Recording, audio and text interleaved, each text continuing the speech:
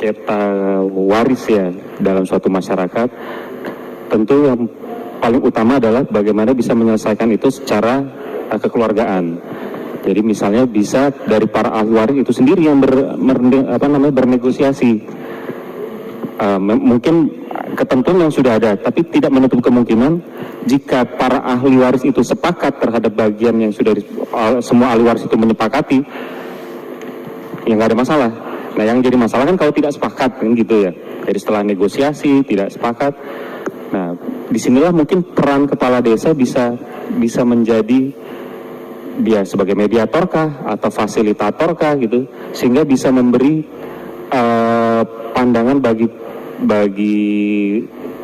pihak yang bersengketa tadi untuk mencapai titik temu.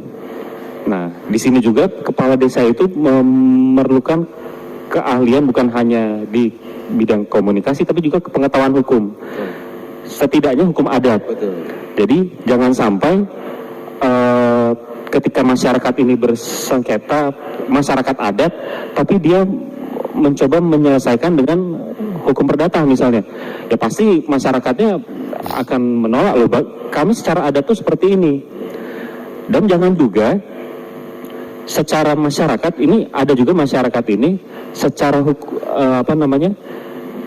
dia tahu hukum adatnya, tapi hukum adatnya ini tidak lagi berlaku di suatu masyarakat, kan bisa saja karena sudah berkembang dan akhirnya sudah mulai ditinggalkan. Nah, masyarakat ini sudah tidak lagi mengikuti hukum adat, tapi kemudian mereka menghendaki kepala desa atau lurah gitu, seyogyanya juga memahami apa yang menjadi keinginan dari masyarakat tersebut. Nah, kalau memang pada tingkat desa tidak bisa diupayakan perdamaian tadi, tentu apa boleh buat, salah satu cara akhirnya adalah ke pengadilan. Karena setiap perkara itu kan jangan sampai nggak ada ujungnya gitu ya.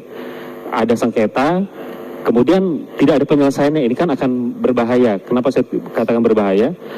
Pernah saya menangani ketika dulu saya di daerah Sumatera Barat, itu karena berawal dari sengketa waris yang kemudian tidak pernah bisa tidak diselesaikan, dia juga tidak maju ke pengadilan kah gitu, akhirnya berujung ada jadinya penganiayaan, jadi berembet menjadi tindak pidana karena ada hal yang tidak diselesaikan di awal tadi.